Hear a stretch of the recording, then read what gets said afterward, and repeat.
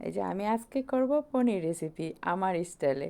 সবাই দেখতে থাকুন আমি কিভাবে পনির রেসিপি করি। পনিরগুলো আমি গরম তেলে দিয়ে দিলাম। এখন আমি একটু ভেজে নেব, বেশি ভাজবো না, একটু সামান্য পরিমাণে ভাজবো। আমার ভাজা হয়ে গেল। তো এখন আমি এখানে দিব ফোড়ন। এখানে দারচিনি নিয়েছি, দেখেছেন? হ্যাঁ, তারপরে হলো এলাচ দিয়ে দিলাম। এখন দিয়ে দিব পেঁয়াজ আর লং দুটো দিয়েছি। তাই পেঁয়াজগুলো একটু ভেজে নেব, তার জলদি জলদি যেন ভাজা হয়ে যায়, বয়েল হয়ে যায় পেঁয়াজগুলো, তাই আমি ঢেকে দিয়েছিলাম। আবার এখন এখানে পেস্ট করে নিয়েছি শুকনো লঙ্কা, আদা আর রসুন, আর টমেটো একটি দিয়েছি, সেগুলো দিয়ে পেস্ট করে নিয়েছি। তো এইগুলো এখন আমি দিয়ে দিলাম। তো এখন এইগুলো অল্প সময় ভেজে নিব, আবার ঢেকে ঢেকে ভেজে দিব। সুন্দর করে ভাজা হয়ে যাবে, দেখবেন একদম লাল লাল হয়ে গেছে। কালারগুলো কি সুন্দর হয়েছে না? খেতে দেখবেন অনেক সুন্দর হবে, অনেক দারুণ হবে। এই যে আমি আলুগুলো বয়েল করে নিয়েছিলাম, সেগুলো স্কিপ করেছিলাম, এত লম্বা হয়ে যাবে ভিডিওটা, তাই এই বয়েল আলুগুলো কেটে কেটে এইভাবে দিয়ে দিলাম। আলুর সঙ্গে মশলা সুন্দর মিশে যাবে। এখন হলুদ পাউডার দিয়ে দিলাম, আর একটু লাড়াচাড়া করে নিব। দেখতে থাকুন বন্ধুরা, কি সুন্দর। আবার ঢেকে দিলাম। একটু একটু সময়, আমি রাইস কুকারে বানাচ্ছি তো, তাই একটু পরপর ঢেকে দিচ্ছি। আবার খুলে নিলাম, নাড়াচাড়া করে দিচ্ছি, নিচে লেগে যেতে পারে। টমেটোগুলো এইভাবে আমি কুচি করে নিয়েছি, আর টমেটোগুলো দিয়ে দিলাম। দেখেন কি সুন্দর হয়েছে না?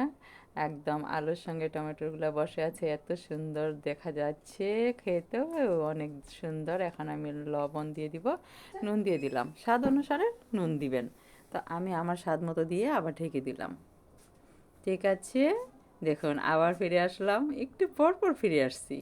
তার মানে 1 সেকেন্ড, 2 সেকেন্ড, 3 সেকেন্ড এরকম যাচ্ছে, আর ফিরে আসছি। ফিরে এসে আবার নাড়াচাড়া নাড়াচাড়া নাড়াচাড়া নাড়াচাড়া করে নিচ্ছি। দেখতে থাকুন, কেউ স্কিপ করবেন না, তবে বুঝতে পারবো না। এখানে আমি হাতে বানানো যে গরম মশলা ছিল আর জিরা একসঙ্গে আমি নিজে হাতে তৈরি করে মশলা করেছি, সেইগুলো আমি এখন এখানে দিয়ে দিব।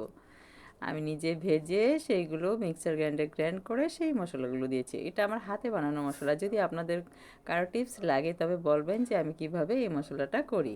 আর পনিরগুলো যে ভেজে রেখেছিলাম সেগুলো আমি জলে রেখে দিয়েছিলাম, কেন জানেন? একদম সফট হয়ে থাকে জলে রেখে দিলে। গরম গরম পনির যদি জলে রেখে দেন সফট হয়ে থাকে, আর খেতেও অনেক সুস্বাদু লাগে। আবার ঢেকে দিলাম, আবার ফিরে আসলাম।